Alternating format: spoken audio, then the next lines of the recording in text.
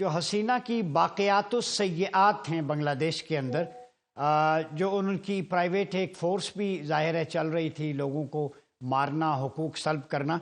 आपकी एक किताब है बांग्लादेश में तलबा इनकलाब के हवाले से, ये बताइए इस रेवोल्यूशन का मकसद क्या था, ऑब्जेक्टिव क्या है? हुआ था जी, मूवमेंट शुरू हुआ था कोटा सिस्टम के खिलाफ कि जी। बांग्लादेश की जितना भी सरकारी जितना भी अदारा है, जॉब से एडमिशन से 30% कोटा फिक्स था जो कि आवामी लीग को मिलता था।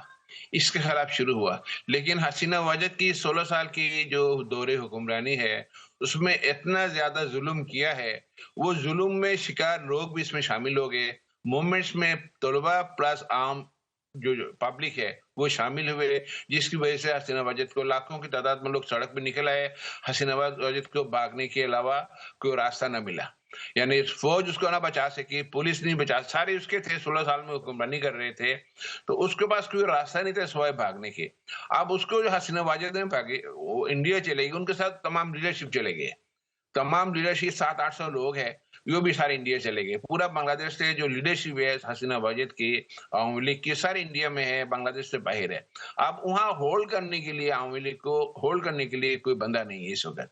आवामी लीग के लोग तो है, सारे तो कहीं नहीं गए, सारे बांग्लादेश में ही है, लेकिन वो घरों से बाहर है, उनके घरों में ताला लगा हुआ है, खुद ही भागे क्योंकि खुद इतना जुल्म किए हैं और लोगों का सामना करने की पोजीशन में नहीं है। वो बहुत सारे प्रोग्राम उन्होंने दिया, ऐसा होगा वैसा होगा, प्रोग्राम में शामिल जिसको हो उसको 5,000 रुपए देते थे इन एडवांस कि प्रोग्राम में शामिल हो, वो कोई प्रोग्राम कर ही नहीं सकेगा बांग्लादेश में। इस वक्त बांग्लादेश एक एंटी इंडियन और एंटी आवामी लीग का गढ़ है। वहां वहां कोई नाम नहीं ले सकता, यानी पब्लिक बहुत खिलाफ है इंडिया के और आवामी लीग के। इंडिया के टोटली बॉयकॉट है। देखें, इंडिया क्यों रास्ता बंद कर दिया, जो बांग्लादेश की ने जब उन्होंने इंडिया ने जब उनको पनाह दिया, उस्मान हादी की जो कातिल है, तो बांग्लादेश के जो स्टूडेंट लीडर्स हैं जिन्होंने इस मूवमेंट्स को लॉन्च किया है, ये 3-4 स्टूडेंट लीडर्स है बहुत बड़े बड़े, सब ने मुतालबा किया कि 7 सिस्टर्स में हम मुदाखलत करेंगे, ठीक। हम वहां लोग भेजेंगे, हम वहां लड़के भेजेंगे, हम उनके लिए लड़ेंगे। एकदम इंडिया जो है बांग्लादेश गवर्नमेंट से राब्ता किया, भाई उनका ये ना करो, यानी उनको समझ आ गई है कि आप कहाँ कहाँ जो है ना इंडिया को ये किया जा सकता है, काउंटर किया जा सकता है। तो इंडिया के लिए मुश्किलात में इजाफा होगा, यानी बांग्लादेश में जितना जल्दी अमन हो इतना बांग्लादेशियों के लोगों के लिए बहुत बेहतर है।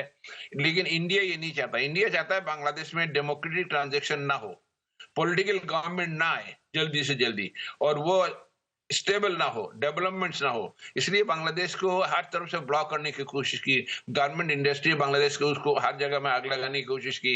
बांग्लादेश की गारमेंट को इंडिया के थ्रू जाते थे पहले, जिस तरह पाकिस्तान बांग्लादेश के कोई जहाज के जो ये नहीं है, फ्लाइट की परमिशन नहीं है, ओवर फ्लाई जो एलो नहीं है, इस तरह बांग्लादेश के साथ पहले सारी चीजें इंडिया के थ्रू जाता था, अब उनको बंद कर दिया।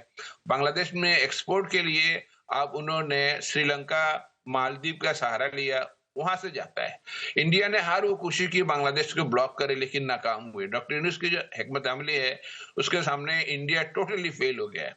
अब ये कि आज के दिन में बांग्लादेश की जो फॉरेन करेंसी रिजर्व है 30 बिलियन प्लस है, इकोनॉमी स्टेबल हो गया, पूरा दुनिया बांग्लादेश में इन्वेस्ट करने के लिए तैयार है, जर्मनी कर रहा है, ऑस्ट्रेलिया कर रहा है, बेल्जियम कर रहा है।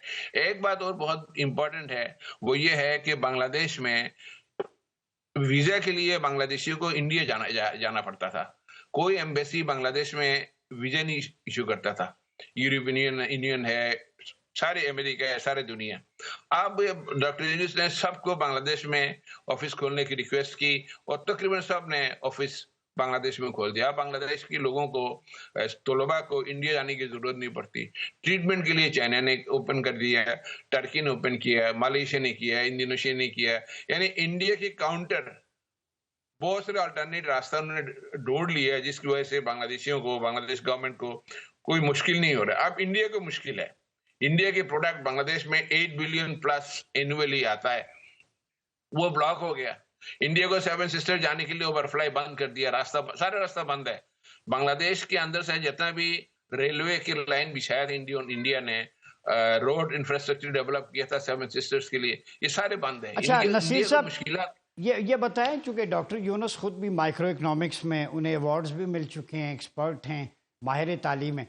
पाकिस्तान आपका घर है, पाकिस्तान के तालीमी इदारे, यूनिवर्सिटीज़ बांग्लादेशी तलबा के लिए खुले हैं। यहाँ पे कल्चरल एक्सचेंज प्रोग्राम के लिए आप आएँ, आपको वेलकम करते हैं। हिंदुस्तान, इसका मतलब है इतनी ज़्यादा इन्वॉल्वमेंट हसीना के दौर में थी, तो पाकिस्तान के पास जो एक्सपर्टीज़ हैं, हम दीदा दिल फर्शे रा किए बैठे हैं आपके लिए हर हवाले से, क्योंकि आपका हमारा रिश्ता कलमा तैयबा का है। क्या कहते हैं आप? बिल्कुल सही है। बांग्लादेशी लोग भी ये था, देखा ना, आप हर प्रोग्राम में नाराय तकबीर अल्लाह अकबर लगा लगा नारा लगते हैं। देखें, ये 1857 से लें, पलासी के जंग से लें, टीपू सुल्तान की जंग से लें, बांग्लादेशी को वहां तो सिर्फ मुसलमान ही और हिंदू की लड़ाई है। अंग्रेजों ने जो 200 साल 190 ईयर्स की हुकूमत की है, वो हिंदुओं के साथ मिल के की है मुसलमानों के खिलाफ। मुसलमानों ने बगावत की हमेशा। 190 टीपू सुल्तान के दौर से लेके 1857 की पलासी के दौर से लेके मुसलमान और हिंदू, हिंदू और अंग्रेज एक है, मुसलमान दूसरी तरफ है। तो मुसलमान पूरा बांग्लादेश के मुसलमान पूरा दुनिया के साथ है। इसके अलावा तो उनके पास कोई कॉन्सेप्ट ही नहीं है।